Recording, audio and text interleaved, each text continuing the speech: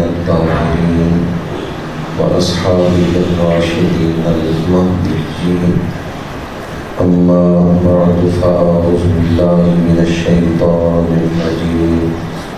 بسم الله الرحمن الرحيم. الذين ينفقون في السراء والضراء والكاظمين الغيظ والعافين عن الناس والله يحب المحسنين. صدق الله مولانا العظيم. إن الله وملائكته يصلون على النبي يا أيها الذين آمنوا صلوا عليه وسلموا تسليما. الصلاة والسلام على رسول الله وعلى الصلاة والسلام عليك يا رسول الله وعلى آلك وأصحابك الصلاة والسلام عليك يا خاتم الأنبياء والمرسلين وعلى آلك وأصحابك يا رحمة للعالمين. آبرو المدانش استاد العلماء حضرت علامہ ڈاکٹر پروفیسر محمد اشفاق جلالی صاحب دار البرکات ملالیہ، فاضل جلیل عالم نبیل فخر اہل سنت حضرت علامہ مولانا ڈاکٹر نبیل اقبال صاحب زید شرفہ، انتہائی واجب التکریم علماء کرام، برادران اسلام، حاضرین و سامعین، اللہ پاک نے ہمیں جو نعمتیں عطا فرمائی ہیں، درس قرآن و حدیث کی یہ محفل ان نعمتوں میں سے ایک نعمت ہے۔ قرآن نعمت ہے تو وہ محفل جس میں قرآن کا بیان ہو وہ محفل بھی نعمت ہے۔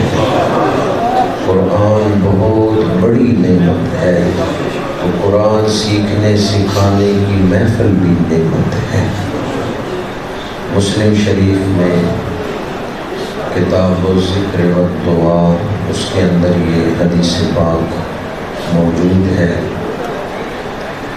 کہ اگر اہل ایمان مسجد میں اکٹھے ہوں قرآن سیکھنے سکھانے کے لیے، مسجد میں محفل ہو جس میں مسلمان قرآن سیکھ رہے ہوں سکھا رہے ہوں، تو اس محفل کو فرشتے اپنے پروں سے ڈھانپ لیتے ہیں اور حاضرین محفل کے دلوں پہ اللہ سکینہ نازل فرماتا ہے اور حاضرین محفل کا ذکر اللہ فرشتوں کی محفل میں کرتا ہے۔ قرآن صرف نعمت نہیں بلکہ بہت بڑی نعمت ہے۔ قرآن مجید سے افضل کوئی کتاب نہیں ہے۔ کتابوں میں سب کتابوں کی، آسمانی کتابوں کی سردار کتاب ہے تو قرآن پاک ہے۔ قرآن پاک سب کتابوں سے افضل اور اعلیٰ کتاب ہے، اس سے زیادہ عظمت والی کوئی کتاب نہیں ہے۔ یہ پاک کتاب ہے، اس کو چھونے کے لیے اپنے بدن کو پاک کرنا ضروری ہے۔ قرآن پاک کو محض عام کتابوں کی طرح ایک کتاب ہی نہ سمجھنا، اس کے الفاظ اور حروف تو کتابوں کی طرح ہے لیکن یہ روحانیت کا بہت بڑا خزانہ ہے۔ اقبال کہتے ہیں فاش می گویم آنچ در دل مزمرست، این کتابیں نیست چیزیں دیگرست۔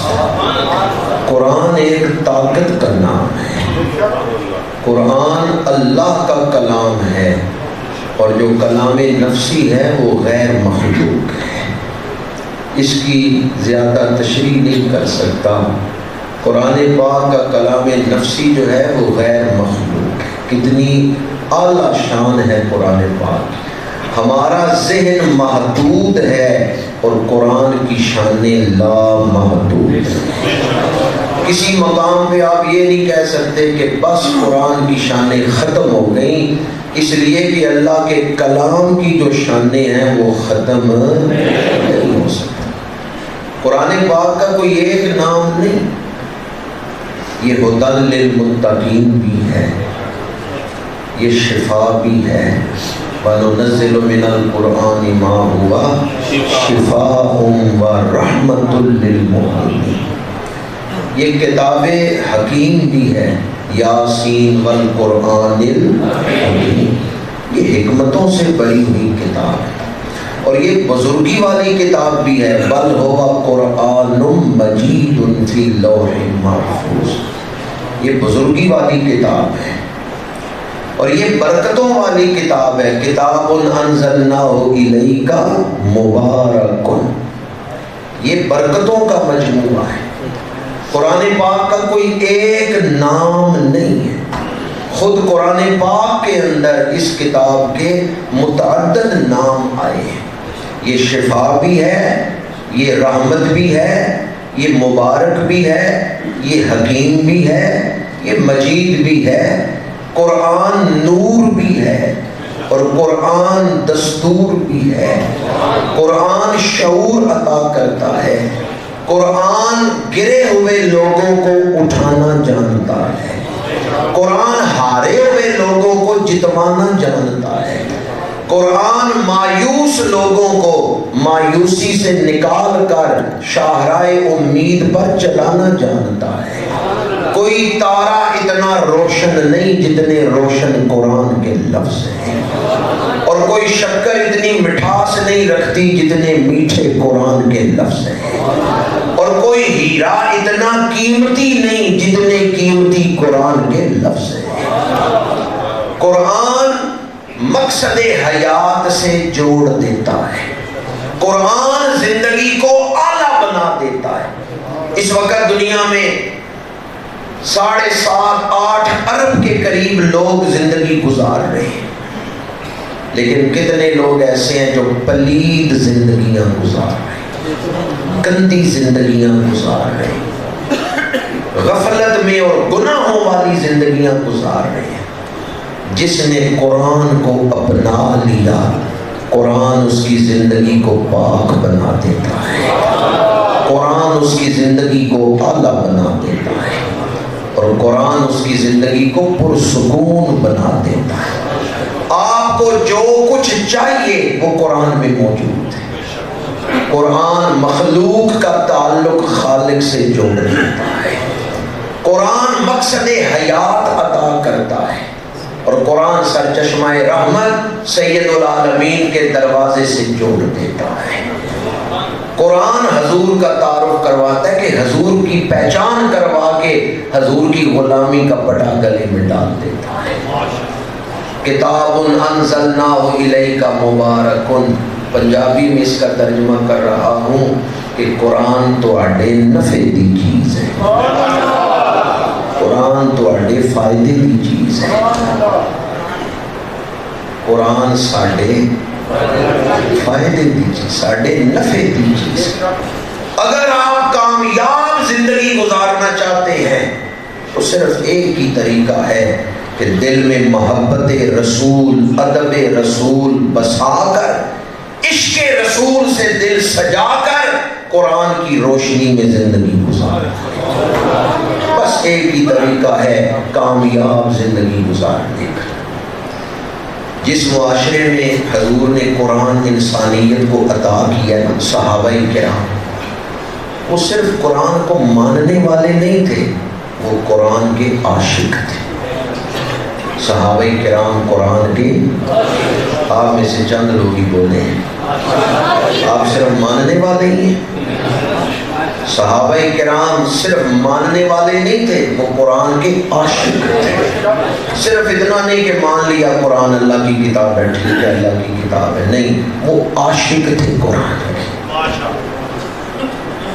18 ذی الحج کو حضرت سیدنا داماد رسول پیکر شرم و حیا جامع القرآن سیدنا عثمان ابن عفان رضی اللہ تعالیٰ عنہ کی شہادت ہوئی۔ آپ ان ہستیوں میں شامل ہیں جنہوں نے نماز کی ایک رکعت میں پورا قرآن تلاوت فرمایا۔ حقیقی تعداد تو اللہ بہتر جانتا ہے، اس دنیا میں کتنے لوگ ایسے گزرے ہیں جنہوں نے ایک رکعت میں پورا قرآن پڑھا ہے، اور اکثریت سے مورخین نے 4 ہستیوں کا ذکر کیا ہے، ایک حضرت عثمان غنی رضی اللہ تعالیٰ عنہ، ایک حضرت تمیم داری، ایک حضرت سعید بن جبیر، ایک حضرت سیدنا امام اعظم ابو حنیفہ نعمان بن ثابت رضی اللہ تعالیٰ عنہ، جنہوں نے ایک رکعت میں پورا قرآن پاک تلاوت فرمایا۔ اور 18 ذی الحج کو، آج 16ویں رات ہے، جس رات میں درس قرآن ہو رہا ہے، یہ ذی الحج کی 16ویں رات ہے۔ 18 ذی الحج کو جس ہستی کی شہادت ہوئی ہے، ان کا قرآن پاک کے ساتھ ایسا گہرا تعلق ہے کہ یہ جو رکوع لگے ہوئے ہیں، چند آیتیں پڑھ کے ہم کہتے ہیں ایک رکوع ہو گیا، 2 رکوع ہو گئے۔ رکوع کی نشانی کیا؟ عین، یہ عین حضرت عثمان کے نام کا عین ہے۔ حضرت عثمان غنی نماز تراویح میں جتنا قرآن پاک پڑھ کے رکوع کرتے تھے، رکوع کسے کہتے ہیں؟ قیام کے بعد رکوع، سجدے سے پہلے رکوع نماز کا ایک رکن ہے کہ قیام کے بعد رکوع کرتے ہیں۔ جہاں عین لگا ہوا ہے آپ اسے رکوع کیوں کہتے ہیں؟ یہ رکوعات عثمانی ہیں۔ حضرت عثمان غنی نماز تراویح میں جتنی آیتیں پڑھ کے رکوع کرتے تھے نا، وہاں عین لگایا گیا ہے۔ حضرت عثمان غنی نے قرات قریش پہ امت کو جمع فرمایا ہے، جس قرات پہ قرآن نازل ہوا ہے، اس لیے آپ محسن ہیں امت مسلمہ کی۔ یہ 30 پاروں کی تقسیم، 7 منزلوں کی تقسیم اور رکوع، یہ حضرت عثمان غنی کے دور میں لگائے گئے ہیں۔ پارے کتنے ہیں قرآن پاک کے؟ یعنی کوئی بڑا بھی سست ہو تو چلو 30 دنوں میں پورا قرآن پڑھ لیں، تو 30 دنوں میں قرآن پورا پڑھنے کے لیے 30 پارے بنائے گئے، اور منزلیں کتنی ہیں؟ 7۔ جو اہل شوق ہیں چلو وہ 7 دنوں میں، 1 ہفتے میں پورا قرآن پڑھ لیں۔ 7 منزلیں قرآن پاک کی مقرر کی گئی۔ اور حضرت عثمان غنی رضی اللہ تعالیٰ عنہ جن کے دور میں یہ رکوع اور منزلیں اور پارے تقسیم کیے گئے، خود ان کا شوق اتنا ہے، یہ کاتب وحی بھی ہیں، اور آپ کے ہاتھوں سے لکھے ہوئے قرآن پاک کی فوٹو سٹیٹ آج بھی مسجد نبوی میں جو لائبریری ہے اس میں موجود ہے۔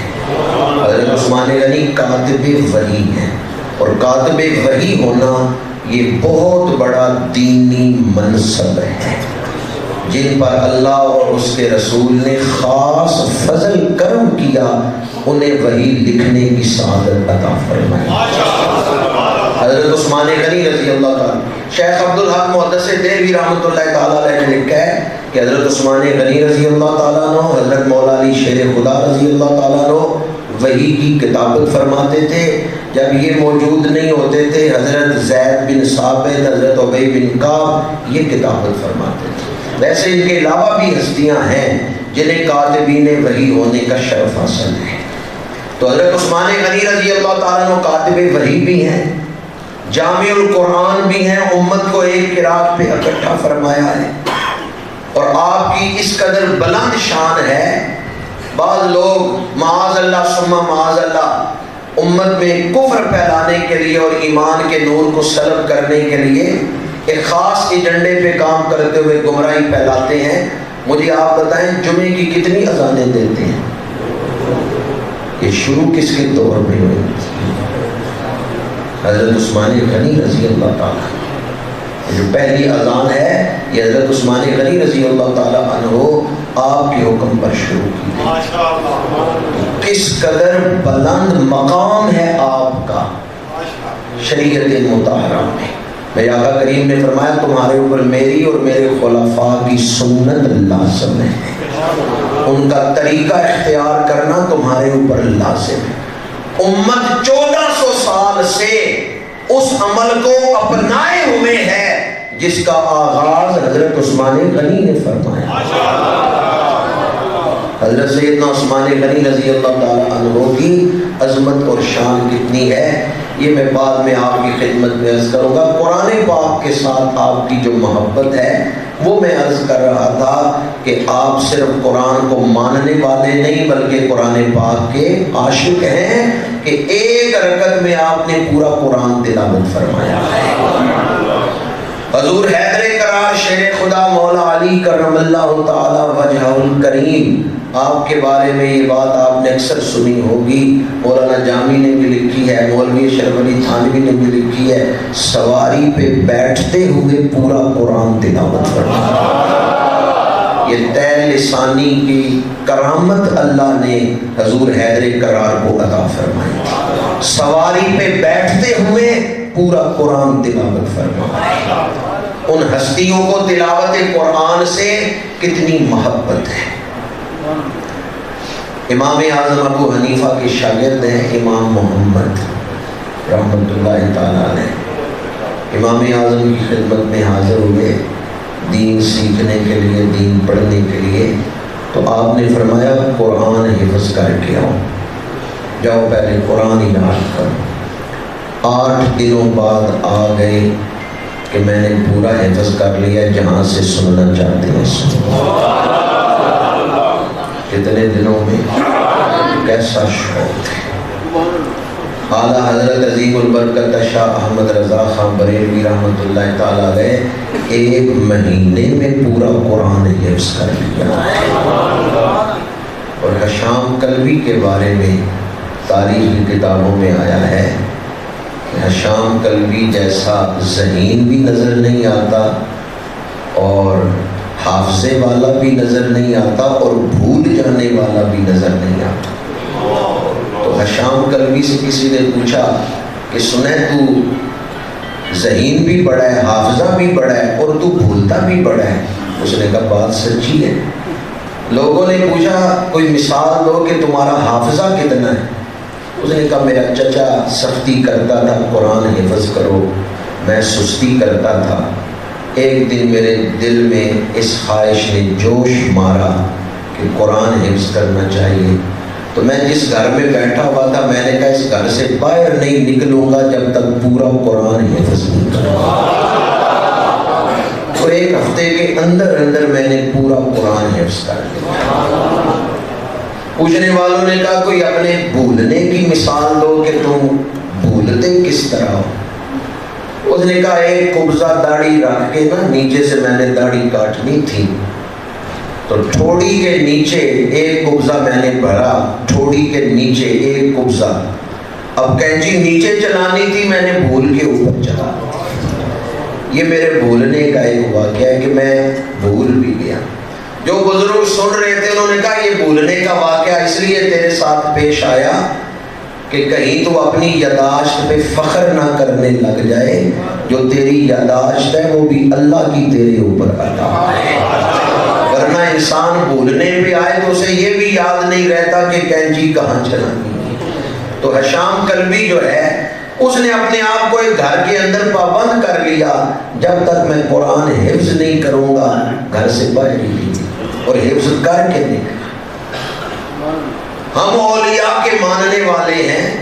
ہمارے خطے میں سلسلہ چشتیہ کا جو بہت بڑا سب سے بڑا مرکز ہے نا پاک پتن شریف, یہ سلسلہ چشتیہ کا مرکز ہے پاکستان. بابا فرید رحمۃ اللہ تعالیٰ علیہ اپنے دور کے سب سے بڑے حافظ تھے, سب سے بڑے قاری تھے. آپ کا تعارف تو صاحب کرامت ولی کے حوالے سے ہے, ٹھیک ہے, آپ بہت بڑے صاحب کرامت تھے, لیکن آپ اپنے دور کے سب سے بڑے قاری تھے. حدائق حنفیہ پڑھ کے دیکھیں کہ آپ کے دور میں آپ سے بڑا قاری کوئی نہیں تھا. حضرت لال شہباز قلندر سیول شریف, حضرت سید عثمان مروندی, انہیں بھی ہم صرف صاحب کرامت بزرگ سمجھتے ہیں, حالانکہ وہ مکمل درس نظامی پڑھے ہوئے بلکہ پڑھانے والے تھے. ان کی کتابیں صرف ناف پہ لکھی ہوئی اس دور میں موجود تھی جو پڑھائی جاتی تھی. وہ اتنے بڑے بزرگ تھے. ہم نے اپنے بزرگوں کا صحیح تعارف ہی نہیں کرایا. ہدایت انبیاء پڑھ کے دیکھیں. حضرت سلطان الاولیاء نظام الدین اولیاء محبوب الہی جب پاک وطن شریف آئے نا بابا صاحب کی بیعت کرنے, تو بابا صاحب نے فرمایا نظام الدین قرآن پڑھنا آتا ہے؟ مرید بیعت ہونے کے لیے آیا, آپ فرماتے ہیں قرآن پڑھنا آتا ہے.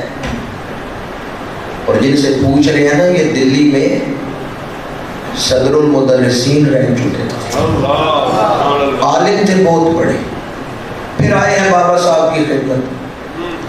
تو بابا صاحب نے پوچھا قرآن پڑھنا آتا ہے؟ عرض کیا حضور آج تک ایک ہی تو کام کی ہے, قرآن پڑھنا ہی سیکھے. فرمایا سناؤ.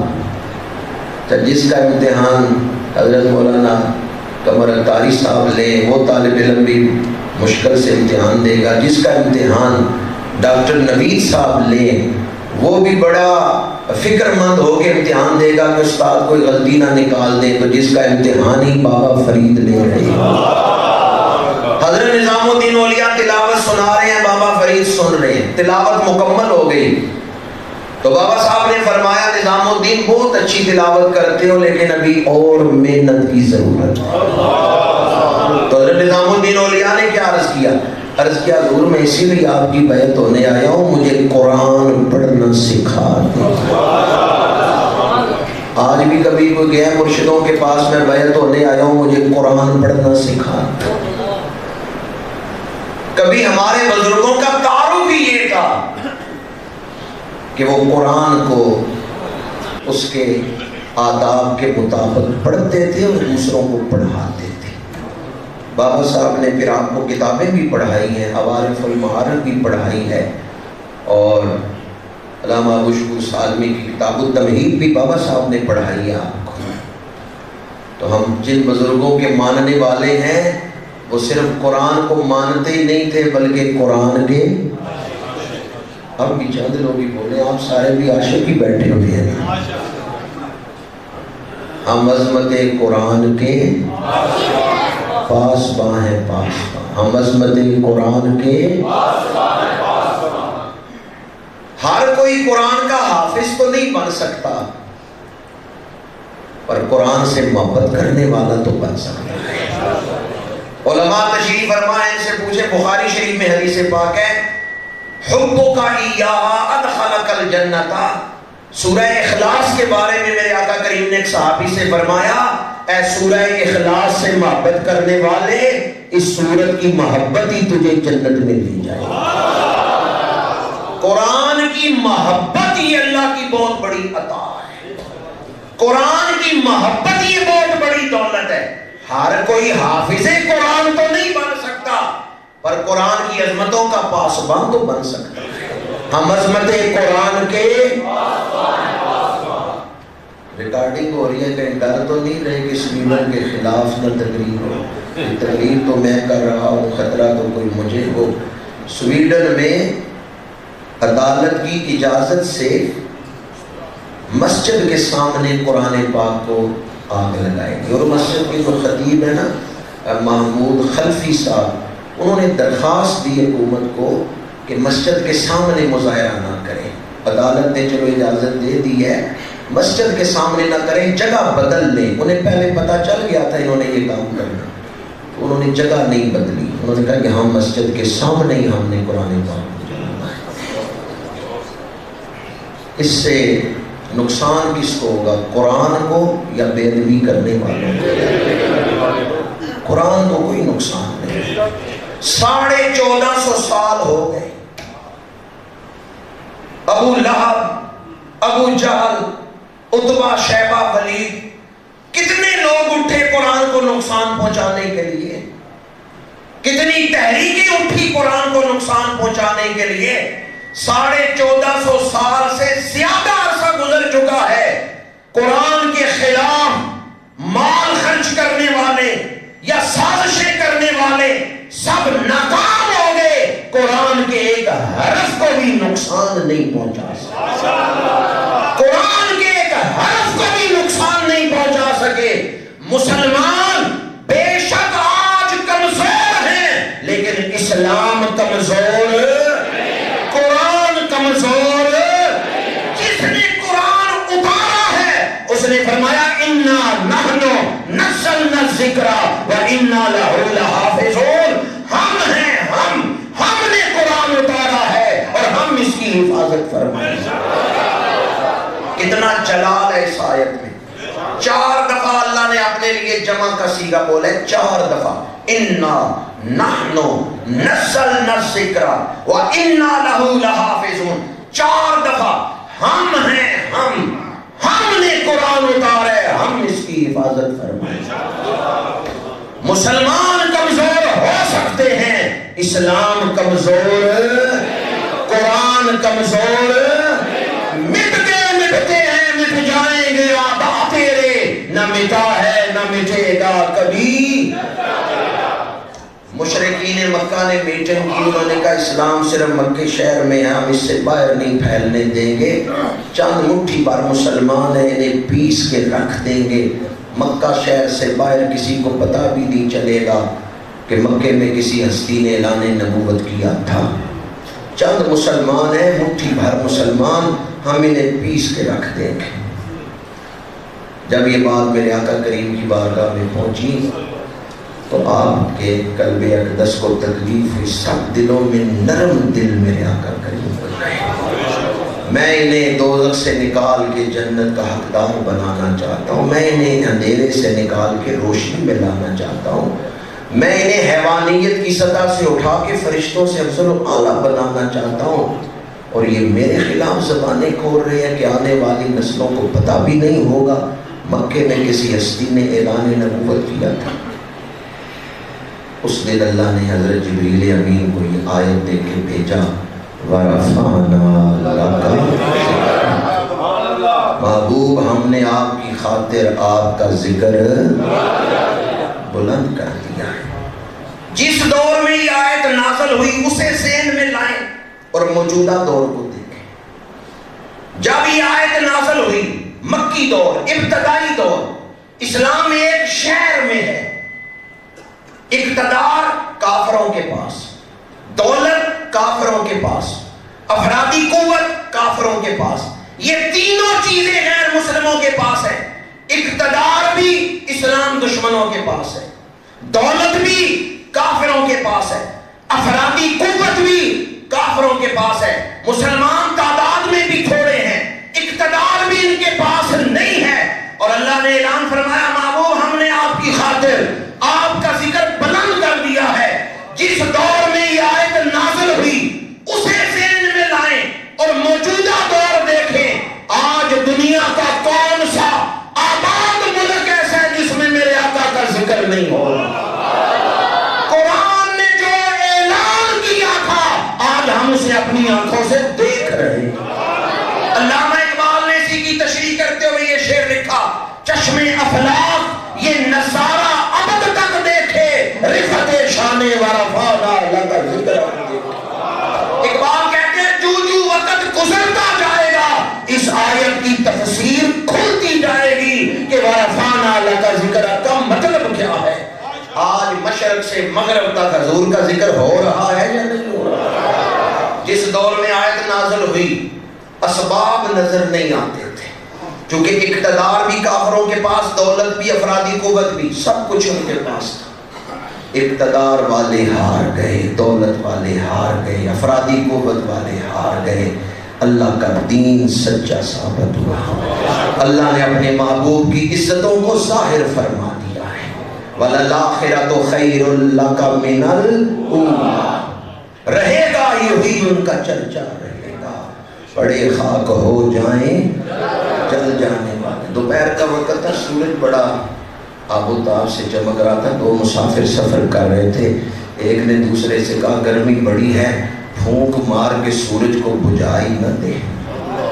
دوسرے نے کہا سورج نہیں پھونکوں سے بجھائے جاتے، سورج بجھایا جا سکتا ہے پھونکوں سے، اور اگر کوئی سورج کو پھونک مارے تو آپ اسے عقل مند سمجھیں گے، ایک بے وقوف ہو گئے ہو، سورج بھی پھونکوں سے بجھتے ہیں، آپ اسے یہی کہیں گے۔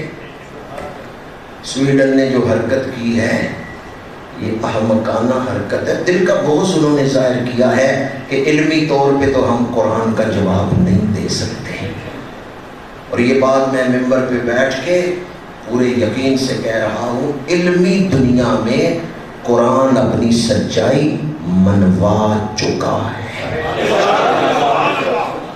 علم اور دلیل کی دنیا میں قرآن اپنی سچائی منوا چکا ہے۔ علم اور دلیل کی دنیا میں آپ کوئی قرآن کو جھٹلا نہیں سکتا، یوں قرآن نے اپنی سچائی منوا لی ہے۔ ہاں، صرف اپنے حسد کے اظہار کے لیے، اپنے باطن، خود سے باطن کے اظہار کے لیے وہ ایسی حرکتیں کر رہے ہیں، ایسے اوچھے ہتھ کنڈے 85-86 سے انہوں نے شروع کی، 1985-86 سے 35-37 سال ہو گئے ہیں۔ کبھی رسول اللہ کی توہین خاکے شائع کرتے ہیں، کبھی فلمیں بناتے ہیں۔ ٹیری جونز نے امریکہ میں قرآن پاک کو آگ لگائی، اور ابھی یہاں ایک بدبخت نے سویڈن میں قرآن پاک کو آگ لگائی۔ یہ سارے اوچھے ہتھ کنڈے استعمال کرنے کا مقصد کیا ہے؟ نئی نسل کے دل سے قرآن کا پیار نکال دیا جائے، یا مغرب میں، یورپ اور امریکہ میں جو اسلام پھیل رہا ہے اس کے لیے راستے مسدود کیے جائیں، محدود کیے جائیں۔ آج ہم درس قرآن پاک کی اس محفل میں پہلے سے بڑھ کر قرآن کے ساتھ وفا کا عہد کرتے ہیں۔ آج ہم اللہ کی بارگاہ میں تجدید عہد کرتے ہیں کہ خون دل دے کے نکھاریں گے رخ برگ گلاب، ہم نے گلشن کے تحفظ کی قسم کھائی۔ رسول اللہ کی توہین کرنے والوں کا، قرآن کی بے ادبی کرنے والوں کا خیال یہ ہے کہ ہمارے اوچے ہتھ کنڈوں سے متاثر ہو گے مسلمان رسول اللہ کا ذکر چھوڑ دیں گے یا قرآن پڑھنا چھوڑ دیں گے۔ یہ ان کی بھول ہے۔ ہمارے اسلاف نے تو ہمیں یہ گھٹی دی ہے۔ میں وہ سنی ہوں جمیل قادری، مرنے کے بعد میرا لاشا بھی کہے گا الصلاۃ۔ قرآن ہماری جان ہے۔ میں تو حاضری لگوا ہی رہا ہوں، آپ بھی میرے ساتھ یہ آواز بلند کر سکتے ہیں، قرآن ہماری جان ہے۔ یہ میں کیوں کہہ رہا ہوں؟ آپ بھی آواز سے ذرا اس بات کی گواہی دیں، اللہ تو دلوں کی دھڑکنوں سے بھی واقف ہے۔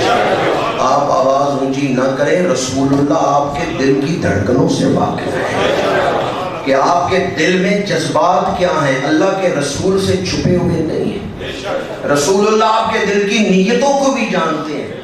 اللہ کی شان، اللہ آپ کے دلوں کے حالات، جذبات، نیتیں جانتا ہے۔ پھر میں کیوں کہہ رہا ہوں کہ بلند آواز سے آپ یہ جواب دیں، جو اسلام دشمنی کا اظہار کر رہے ہیں انہیں پتا چلے کہ مسلمان کمزور نہیں ہے، اور بے شک ہم کمزور بھی ہوں، دین کے معاملے میں ہم کمزور نہیں۔ ہمارے پاس ایک ہی دولت ہے کہ ہم ادب کرنے والے ہیں۔ اہل سنت و جماعت کی پہچان ہی ادب ہے۔ قرآن ہماری قرآن ہماری قرآن ہماری شان ہے، قرآن ہماری قرآن ہماری جان ہے، قرآن ہماری۔ اس لیے قرآن پاک کے حوالے سے کوئی کمزور بات کرے نا تو وہ بہت بڑی بے ادبی ہے، چاہے جائے کہ قرآن کے ورقوں کو آگ لگائے۔ یہ تو بے ادبی اس نے انتہا کر دی ہے۔ قرآن کے بارے میں کوئی کمزور بات کرے وہ بے ادبی ہے، چاہے جائے کہ قرآن کے ورقوں کو آگ لگائی جائے۔ یہ اس نے بے ادبی کی انتہا کر دی، اور مسجد کے سامنے اس نے قرآن پاک کے ورقوں کو آگ لگائی۔ لیکن بار دیگر یہ بات دہرا رہا ہوں، تاریخ اٹھا کر دیکھ لیں، جنہوں نے ادب کیا، قرآن کا ادب کیا، وہ تر گئے، اور جنہوں نے بے ادبی کی وہ برباد ہو گئے، ذلیل و رسوا ہو گئے۔ بے ادبی کرنے والے کبھی میرے آقا کریم کا خط پھاڑے خسرو پرویز میں، میرے آقا کریم نے فرمایا مزق کتابی مزق اللہ ملکہ، اس نے میرا خط پھاڑا ہے، اللہ نے اس کے ملک کے ٹکڑے ٹکڑے کر دیے۔ ان شانئک هو الابتر، مٹ گئے مٹتے ہیں مٹ جائیں گے عادات تیرے، نہ مٹا ہے نہ مٹے گا کبھی۔ ایک اور بات بڑی توجہ سے سن لیں، غیر مسلموں کو پتا ہے کہ احتجاج ریکارڈ کروانے میں مسلمان بیدار ہیں، یہ احتجاج کرنے میں سستی نہیں کریں گے، اس بات کا بھی انہیں پتہ ہے کہ مسلمان اس پہلو سے بیدار ہیں۔ جب بھی کوئی ایسا واقعہ ہوتا ہے تو مسلمان احتجاج ریکارڈ کرواتے ہیں تو بیداری کے ساتھ، غیرت کے ساتھ، جذبے کے ساتھ۔ پھر وہ یہ حرکتیں کیوں کرتے ہیں؟ اس کے پیچھے ان کے مختلف مقاصد ہیں۔ ہمیں احتجاج اس انداز میں کرنا ہے کہ ہم قرآن پاک کی عظمت اپنی آنے والی نسل کے دلوں میں نقش کر سکیں، لیکن اس کے ساتھ ساتھ ہم اسلام کا روشن چہرہ دنیا کو دکھا سکیں۔ میں نے پہلے بھی عرض کیا 1985-86 سے یہ سلسلہ شروع ہوا، تو کیا آج تک ہم نے کبھی احتجاج نہیں کیا؟ مجھے یاد ہے لاہور میں جلوس نکلا تھا تو مفتی محمد حسین نعیمی صاحب نے اس میں خطاب کیا تھا، یہ اس دور کی بات ہے۔ آج تک کتنے احتجاج ہوئے، لیکن اس کے باوجود یہ سلسلہ رک کیوں نہیں رہا؟ ہمارے اسلامی ملکوں کی ایک جماعت بنی ہوئی ہے OIC۔ OIC نے بھی کہنے کی حد تک اپنا احتجاج ریکارڈ کروایا ہے، لیکن یاد رکھیے جو OIC ہے یہ بھی مسلمان ملکوں کی نمائندہ جماعت ہے، یہ کوئی اسلام کی نمائندہ جماعت نہیں ہے۔ ان کے پیش نظر بھی اسلامی ملکوں کے حالات جو ہیں وہ پیش نظر ہوتے ہیں، وہ لابیاں پیش نظر ہوتی ہیں۔ یہ آواز ہمیں اس وقت اٹھانی چاہیے کہ عالمی عدالت انصاف میں اس شخص کے خلاف FIR کروائی جائے، اور عالمی عدالت انصاف میں قانون بنایا جائے کہ قرآن اور صاحب قرآن کی بے ادبی کرنے والا 2 ارب کلمہ گو افراد کا دل جو ہے وہ جذبات مجروح کر رہا ہے، تکلیف پہنچا رہا ہے اور فساد کو ہوا دے رہا ہے، اس لیے قرآن اور صاحب قرآن کی بے ادبی کی اجازت پوری دنیا میں نہ ہو، اس پر پابندی لگے۔ جب تک ہم یہ کام نہیں کریں گے، وقتی طور پہ ہم احتجاج کریں گے لیکن پھر اس کو بھول جائیں گے، کوئی اس کا نتیجہ نہیں نکلے گا۔ اب یہ کون کر سکتا ہے کہ عالمی عدالت انصاف میں جائے اور قانون بنوائے؟ یہ انفرادی طور پہ کوئی شخص نہیں کر سکتا، کوئی تنظیمیں بھی نہیں کر سکتی، ادارے بھی نہیں کر سکتے۔ یہ کام اسلامی ملک آفیشل طور پہ کر سکتے ہیں۔ کوئی اسلامی ملک عالمی عدالت میں جائے اور وہاں جا کے اس قانون کو بنانے کے لیے درخواست دے اور پورا اسلامی عالم اسلام اس کے پیچھے ہو، تو پھر یہ قانون بن سکتا ہے۔ احتجاج کی حد تک تو ہمیں بھرپور احتجاج کرنا چاہیے، یہ ہمارے ایمان کا مسئلہ ہے۔ جس طرح میں پہلے آپ سے کہلوا رہا تھا کہ قرآن ہماری جان ہے، قرآن ہماری شان ہے، تو یاد رکھیں قرآن ہمارا ایمان ہے۔ انہوں نے ہمارے ایمان پہ حملہ کیا ہے۔ کوئی میرے منہ پہ تھپڑ مارے کوئی بات نہیں، کوئی پوری امت مسلمہ کے منہ پہ تھپڑ مارے بہت بڑی جرت ہے، لیکن اس سے بھی بڑی جرت ہے کہ قرآن کے بارے میں کوئی کمزور بات کرے۔ قرآن ہمارا ایمان ہے، انہوں نے ہمارے جسم پر نہیں ہماری روح پہ وار کیا ہے، ہمارے ایمان پر حملہ کیا ہے۔ اس لیے احتجاج تو بھرپور ہونا چاہیے، لیکن کرنے کا کام یہ ہے کہ ہم یہ شعور پیدا کریں، اس کے لیے ہم دباؤ ڈالیں کہ اسلامی ملک کیوں نہیں جاتے عالمی عدالت، اور اس پر کیوں نہیں قانون سازی کرواتے۔ 60 سے زیادہ اسلامی ملک، 2 ارب کے قریب کلمہ گو، اور ان کے عالمی لابیوں کے ساتھ تعلقات بھی ہیں۔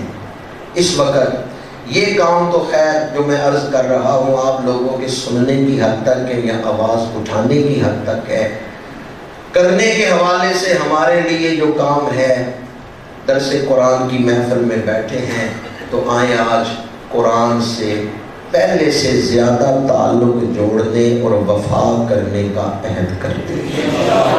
مجمع الزوائد میں حدیث پاک ہے کہ جس شخص نے اپنے بیٹے کو ناظرہ قرآن پڑھایا، اللہ تعالیٰ اس کے صغیرہ گناہوں کو معاف فرما دیتا ہے، صرف ناظرہ قرآن پڑھانے سے۔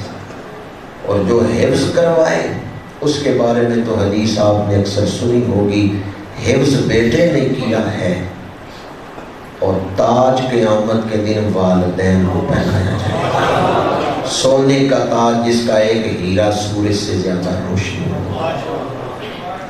ایک بزرگ تاریخ میں گزرے ہیں، ان کے بیٹے نے حفظ کیا، لوگ مبارکیں دے رہے تھے کہ بیٹے نے حفظ کیا، مبارک ہو، بیٹا حافظ بن گیا، مبارک ہو۔ ان کی آنکھوں میں آنسو آ گئے، رونے لگ گئے۔ لوگوں نے کہا رو کیوں رہے ہو؟ انہوں نے کہا جو خوشی میرے بیٹے نے مجھے دی ہے، یہ خوشی میں نے اپنے والدین کو نہیں دی۔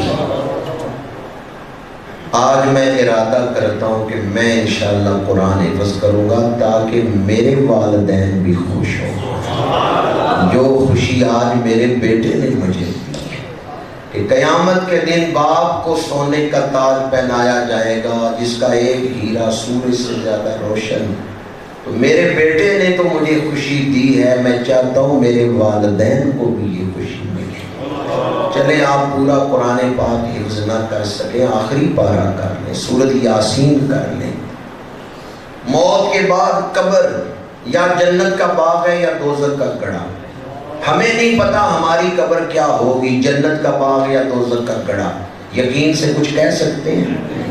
اگر حضور بتا دیں کہ یہ کام کر لو قبر جنت کا باغ بن جائے گی، پھر وہ کام کر لینا چاہیے یا نہیں؟ میرے آقا کریم صلی اللہ علیہ وآلہ وسلم نے ارشاد فرمایا جو رات سونے سے پہلے سورہ ملک کی تلاوت کرے اللہ اس کی قبر کو جنت کا باغ بنا دے گا۔ 30 آیتیں ہیں، صرف 2 رکوع ہیں، چلے اس کی تو 30 آیتیں ہیں۔ میں وہ روایت سنا رہا ہوں جس میں ایک آیت یاد کرنے پر یہ شان ہے۔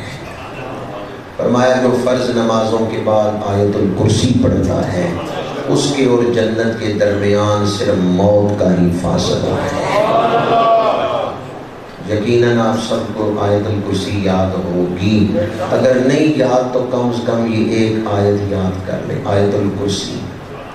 ایک حدیث مبارکہ میں جو رات سونے سے پہلے 10 آیتیں پڑھ لے، 10 آیتیں پڑھ کے سو جائے، اللہ اس کا نام غافلوں میں نہیں لکھتا، ذاکروں میں لکھ دیتا ہے۔ کتنی آیتیں؟ اب کوئی یہ نہ کہے کہ مجھے 10 آیتیں نہیں آتی، آپ سب کو یاد ہے، سورۃ فاتحہ پڑھ لیں، کل شریف پڑھ لیں، 10 آیتیں ہو جائیں۔ سلسلہ عالیہ نقشبندیہ کے بعض مشائخ ایسے گزرے ہیں کہ جب کوئی ان کی بیعت کرنے کے لیے آتا تو بیعت کے بعد وہ پہلا سبق یہ دیتے تھے، اپنی نیند ٹھیک کرو۔ مرید حیران ہوتا کہ ہم نے سنا پیروں کی بیعت کر لو، وہ کہیں گے سچ بولو، توبہ کرو، نماز پڑھو، رزق حلال کھاؤ۔ انہوں نے پہلا سبق کیا دیا؟ نیند ٹھیک کرو۔ کیا ٹھیک کرو؟ مرید نے سوال کیا حضور اس کا کیا سبب ہے؟ حضرت سیدنا مجدد الفسانی رحمۃ اللہ علیہ کے خلفاء میں حضرت آدم بن نوری ان کے حالات پڑھ کے دیکھیں، اور کئی ایسے بزرگ گزرے ہیں، بیعت کے بعد پہلا سبق یہ دے رہے ہیں نیند ٹھیک کرو۔ مرید نے پوچھا اس کا سبب کیا ہے؟ فرمایا جیسی موت چاہتے ہو ویسی نیند اختیار کرو۔ چاہتے ہو نا کلمہ پڑھتے ہوئے دنیا سے جاؤں، کلمہ پڑھ کے بستر پہ لیٹا کرو۔ چاہتے ہو درود پڑھتے ہوئے دنیا سے جاؤں، درود پڑھ کے بستر پہ لیٹا کرو۔ چاہتے ہو باوضو دنیا سے جاؤں، وضو کر کے بستر پہ لیٹا کرو۔ یہ تو آپ نے اکثر سنا ہوگا کہ نیند موت کی بہن ہے، یا جب اٹھتے ہیں تو دعا کیا پڑھتے ہیں؟ الحمدللہ الذی احیانا بعد ما اماتنا والیہ النشور۔ تو نیند جو ہے وہ موت کی بہن ہے، جیسے آپ سوتے ہیں ویسے موت آ جائے گی۔ اب اکثریت ایسی ہے کہ جو غفلت سے نیند کی وادی میں جاتے ہیں، ڈرامے دیکھ رہے ہیں، گانے سن رہے ہیں، گپ شپ لگا رہے ہیں اور پھر بستر میں لیٹ جاتے ہیں۔ وقت کے دو سرے انہیں ٹھیک کر لیں، ایک نیند سے پہلے، ایک صبح اٹھنے کے بعد۔ ان دو وقتوں کو اللہ کے ذکر سے آراستہ کر لیں، درمیان میں جو بیداری والا وقت ہے وہ ذکر میں گزرے۔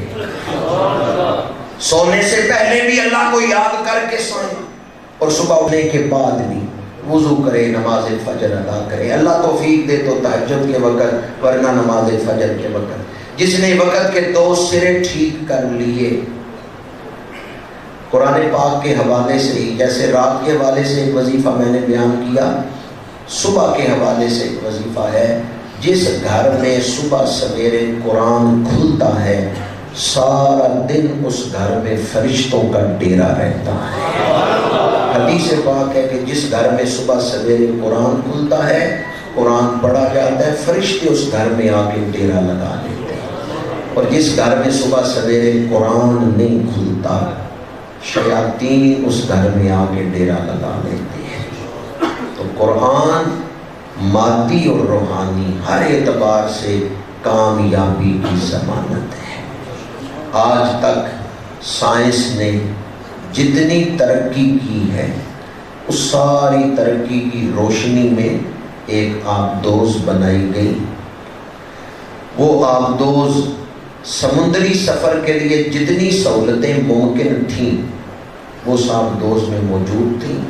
7.5 کروڑ روپیہ ایک آدمی کی ٹکٹ ہے، 7.5 کروڑ روپیہ، لیکن 2 دن وہ آبدوز نہیں نکال سکی سمندر میں۔ اللہ کی شان دیکھیں، 40 دن حضرت یونس کو مچھلی کے پیٹ میں رکھا۔ آج تک سائنس نے جتنی ترقی کی ہے اس کی روشنی میں آبدوز تیار ہوئی، اور دنیا کی بڑی طاقتیں وہ کوشش کرتی رہی کہ چلو آبدوز ملنے رہی، تلاش کر لیں، ان مسافروں تک آکسیجن پہنچائیں۔ یہ پہنچا سکے؟ آکسیجن نہیں ان تک پہنچا سکے۔ اللہ نے حضرت یونس کو مچھلی کے پیٹ میں زندہ رکھا۔ تو سب سے بڑی طاقت کس کی ہے؟ وہاں حضرت یونس مچھلی کے پیٹ میں بے ہوش رہے؟ نہیں، وظیفہ پڑھتے رہے ہیں، لا الہ الا انت سبحانک انی کنت من الظالمین۔ سب سے بڑی طاقت اللہ کی طاقت ہے، اور قرآن بندے کو رب سے جوڑ دیتا ہے۔ زندگی کا جو مقصد ہے، وما خلقت الجن والانس الا لیعبدون، قرآن اس مقصد سے جوڑ دیتا ہے۔ یہ حضرت یونس کا واقعہ قرآن میں کیوں بیان ہوا؟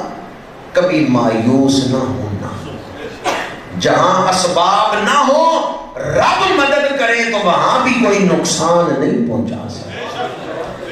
یہ جو 7.5 کروڑ کا ٹکٹ لے کے گئے، یہ سارے اسباب لے کے گئے، لیکن رب کا حکم آ گیا، موت آ گئی۔ جس جہاز کو دیکھنے گئے تھے نا، ٹائٹینک، اس کو بنانے والے نے اعلان کیا تھا رب بھی اسے ڈبو نہیں سکتا۔ اس نے اتنا محفوظ بنایا تھا بحری جہاز کہ یہ نہیں ڈوبے گا سمندر میں، اور اس کے منہ سے یہ لفظ نکلا تھا کہ اسے اللہ بھی ڈبو نہیں سکتا۔ اور پھر دنیا نے دیکھا وہ ڈوب گیا۔ 1912 میں یہ واقعہ پیش آیا، ٹائٹینک ڈوب گیا۔ تکبر ویسے بھی رب کو پسند نہیں ہوئی، کوئی رب کے سامنے تکبر، رب کو چیلنج کیا۔ اتنا مہنگا ٹکٹ لے کے گئے اس ٹائٹینک کا ملبہ دیکھنے کے لیے، سامان سارا موجود تھا، لیکن رب نے نہیں چاہا، موت آ گئی۔ اور جب رب کی مدد شامل حال ہے، مچھلی کے پیٹ میں بھی نبی بیٹھ کے وظیفے پڑھ رہے ہیں۔ قرآن ہمیں مایوس نہیں ہونے دیتا، اسباب نہ بھی ہوں، مایوس نہ ہونا، رب مدد کرے تو مچھلی کے پیٹ سے بھی بچا لیتا ہے۔ میں اپنی گفتگو کو اس پیغام پر سمیٹ رہا ہوں، ہمیں اللہ پاک نے جو نعمتیں عطا فرمائیں، ان میں قرآن صرف نعمت نہیں، بہت بڑی نعمت ہے۔ لیکن یاد رکھیں عشق رسول کے بغیر اگر قرآن کو پڑھیں گے یضل بہ کثیرا، ہدایت نہیں پا سکیں گے۔ قرآن پاک سے ہدایت حاصل کرنے کے لیے، قرآن کے حرف پڑھنے کے لیے آنکھوں میں عشق رسول کا، خاک مدینہ کا سرما لگانا ضروری ہے۔ جس کی آنکھوں میں خاک مدینہ کا سرما ہو، قرآن اسے اپنا حسن دکھاتا ہے۔ جس ہستی معظم کا ذکر میں شروع میں کر رہا تھا، سرکار ذوالنورین، کہ آپ قرآن کے عاشق تھے، جب آپ کی شہادت کا وقت آیا تو اس وقت بھی آپ قرآن پاک کی تلاوت فرما رہے ہیں، اور آپ کے خون کا پہلا قطرہ گرا ہے تو قرآن کے صفحوں پر گرا ہے۔ اس وقت بھی آپ نے قرآن کی تلاوت نہیں چھوڑی۔ جب بلوائی دروازہ توڑ کے اندر داخل ہوئے ہیں تو حضرت نائنہ رضی اللہ تعالی عنہا، سیدنا عثمان غنی رضی اللہ تعالی عنہ کی زوجہ، انہوں نے عرض کیا دشمن دروازہ توڑ کے اندر داخل ہو گئے ہیں، تو سرکار ذوالنورین قرآن پڑھ رہے ہیں، قرآن پاک کی تلاوت فرما رہے ہیں۔ آپ نے اس وقت بھی قرآن سے تعلق نہیں توڑا۔ یہ پسند فرمایا میرے نامہ اعمال میں آخری عمل یہ لکھا ہوا ہو کہ عثمان قرآن پڑھتے ہوئے دنیا سے آیا ہے، قرآن پڑھتے ہوئے جام شہادت نوش کیا ہے، گود میں قرآن کھلا ہوا ہے جب آپ کے سر اقدس پہ وار کیا گیا ہے۔ اتنے مشکل وقت میں بھی انہوں نے قرآن کو سینے سے لگائے رکھا ہے، اور ہم گھر میں فضول بیٹھے ہوتے ہیں اور توفیق نہیں ملتی کہ قرآن کھول کے پڑھیں۔ چند دن ذرا قرآن اپنا کے دیکھیں، پھر دیکھیں قرآن کس طرح زندگی کو بدل دیتا ہے۔ گھر میں پانی موجود ہو، بندہ پیاسا مر جائے، بدبخت ہے یا نہیں؟ گھر میں پانی موجود تھا اور وہ پیاسا مر گیا۔ گھر میں قرآن موجود ہو اور انسان روحانی تشنگی میں مبتلا، الجھنوں میں ہو، پریشانیوں میں ہو، اس نے کیوں نہیں قرآن کھولا؟ ترجمہ نہیں آتا، صرف ناظرہ پڑھ سکتے ہیں، پڑھیں، قرآن کے صفحوں سے نور آپ کے دل تک پہنچے گا۔ آپ محسوس کریں گے کہ قرآن کے صفحوں سے نور میرے دل تک پہنچ رہا ہے۔ حضرت سیدنا عثمان غنی رضی اللہ تعالیٰ عنہ، آپ کو مشورہ دیا گیا کہ مدینہ منورہ سے ہجرت کر جائیں، مکے چلے جائیں۔ آپ نے فرمایا میں شہر رسول نہیں چھوڑ سکتا۔ آپ کو مشورہ دیا گیا فوج بلوائیں اور ان بلوائیوں سے جنگ کریں۔ آپ نے فرمایا میں وہ پہلا خلیفہ نہیں بننا چاہتا جس نے شہر رسول میں تلوار چلائی۔ مدینہ منورہ عام شہر نہیں، شہر رسول، شہر وہاں کائنات کے سردار تشریف فرما ہے۔ تو مدینہ منورہ شہروں کا سردار شہر ہے۔ مکان کا تعارف مکین سے ہوتا ہے، مکان کا تعارف مکین کے سبب سے ہوتا ہے۔ مدینہ منورہ شہر کس کا ہے؟ خاتم النبیین کا شہر ہے، رحمت للعالمین کا شہر ہے، سید الخلائق کا شہر ہے، امام الانبیاء کا شہر ہے، نزول قرآن کا شہر ہے، مصدر حدیث کا شہر ہے۔ حضرت سیدنا عثمان غنی رضی اللہ تعالیٰ عنہ نے فرمایا میں وہ پہلا شخص نہیں بننا چاہتا جس نے مدینہ منورہ میں تلوار چلائی، نہ شہر چھوڑا نہ فوج بلوائی۔ دشمن نے پیچھے عبداللہ بن سبا یہودی کی سازش تھی، پانی بند کر دیا، آپ گھر میں مقید ہیں۔ وہ عثمان غنی جنہوں نے بئر روما خرید کے مسلمانوں کی پیاس بجھائی تھی، آج انہیں پانی نہیں دیا جا رہا۔ جنہوں نے مسجد نبی کو توسیع بخشی تھی، آج انہیں مسجد میں جا کے نماز پڑھنے کی اجازت نہیں۔ اور جب پانی بند کیا گیا، تاریخ کی روایتوں میں ہے مولا علی شیر خدا پانی لے کے گئے ہیں اور آپ کا راستہ بلوائیوں نے روکا ہے۔ حضرت عثمان غنی مکان کی چھت پہ تشریف لائے، جب باہر شور مچا تو مولا علی شیر خدا نے اپنا امامہ شریف بلند کیا کہ امیر المومنین دیکھ لیں میں آپ کے لیے پانی لانے والوں میں ہوں۔ کربلا میں کون پانی لا رہے تھے؟ حضرت عباس، اور یہاں مولا علی خود پانی لا رہے ہیں۔ حسنین کریمین کو حضرت عثمان غنی کے دروازے پہ پہرے دار بنا کے کھڑا کیا ہے حضرت مولا علی شیر خدا نے کہ آپ نے دروازے پہ پہرا دینا۔ حسنین کریمین حضرت عثمان غنی کے دروازے پہ تلوار لے کے کھڑے رہے ہیں کہ دشمن اندر نہ داخل ہو، لیکن ایک عرصے تک دروازے پہ وہ رہے، مختلف مذاکرات ہوتے رہے۔ دامنے وقت میں گنجائش نہیں کہ تاریخ کی ان روایات کی طرف آپ کو لے کے جاؤں۔ مختصر یہ کہ شہادت سے ایک رات پہلے میرے آقا کریم خواب میں تشریف لائے، فرمایا عثمان کل روزہ میرے پاس آ کے افطار کرنا۔ حضرت عثمان غنی روزے رکھ رہے تھے تو حضور افطاری کی دعوت دے کے گئے۔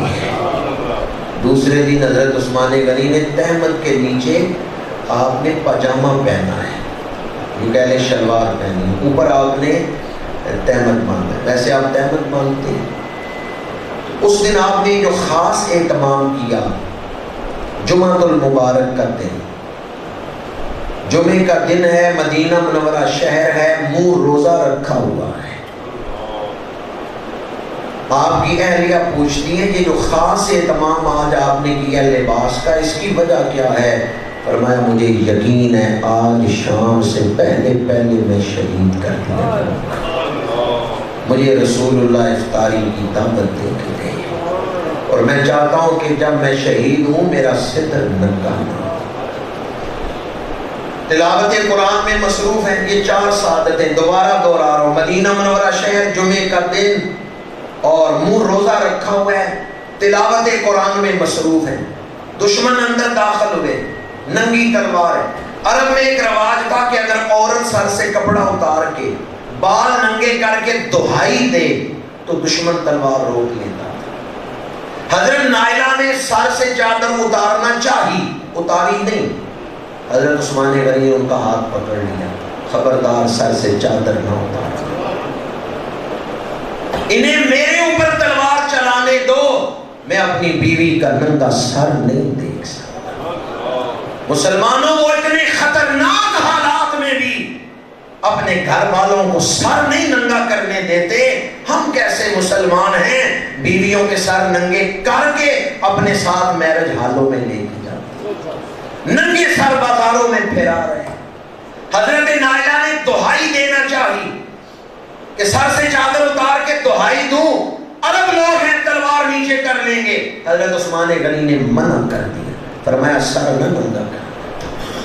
پھر چاند گفتگو ہوئی، حضرت عثمان غنی کا ایک جملہ مورخین نے کثرت سے لکھا، آپ نے فرمایا مجھے شہید نہ کرو ورنہ خون کی ایسی دراڑ پڑے گی مسلمان کبھی اکٹھے نہیں ہو سکیں گے۔ بہت بڑا سانحہ ہے حضرت عثمان غنی کی شہادت، یہ آپ کی بصیرت تھی کہ آپ مستقبل کو دیکھ رہے تھے۔ آپ نے فرمایا مجھے شہید نہ کرو ورنہ میرے خون سے ایسی دراڑ پڑ جائے گی کہ مسلمان کبھی اکٹھے نہیں ہو۔ آج تک اسلام باہر پھیل رہا تھا، اندر کبھی مسلمان نہیں لڑے تھے، یہ پہلا موقع تھا کہ اندر مسلمان لڑ رہے ہیں، اور اس میں دشمن کامیاب ہو گئے کہ مسلمانوں کو آپس میں لڑا دیا۔ حضرت عثمان غنی رضی اللہ تعالیٰ عنہ تلاوت قرآن میں مصروف اور جامع شہادت نوش فرمایا۔ آج ہم آپ کے اس جذبہ تلاوت کے پیش نظر عزم صمیم کرتے ہیں، خود قرآن پڑھیں گے، اپنی اولادوں کو قرآن کا عاشق بنائیں گے۔ فتنوں کے اس دور میں ہمارے لیے کامیابی اور فلاح کا ایک ہی راستہ ہے، قرآن ہمارے پاس بہت بڑی دولت ہے۔ گزشتہ دنوں کسی دوست کی ایک پوسٹ میں دیکھ رہا تھا، اس میں اس نے لکھا کہ اللہ نے کعبے کی حفاظت فرمائی، ہاتھیوں سے بچایا ابابیل بھیج کے، تو اے اللہ آج تو خود ہی قرآن کی حفاظت فرما، بے شک یہ بات درست ہے کہ اللہ ہی قرآن کی حفاظت کرنے والا ہے، لیکن یہ کہہ کہ آپ اپنے فرض سے بری و ذمہ نہیں ہو سکتے۔ اللہ نے ابابیل بھیجے تھے جب امت مسلمہ دنیا میں موجود نہیں تھی، جب ابھی حضور کی آمد نہیں ہوئی، اعلان نبوت نہیں ہوا، یہ اس دور کی بات ہے۔ اب اگر کوئی مسجد پہ حملہ کرتا ہے، کعبے پہ حملہ کرتا ہے، قرآن کی توہین کرتا ہے، تو اسلام کی آوازیں کو بلند کرنا ہمارا فرض ہے، ہماری ڈیوٹی ہے۔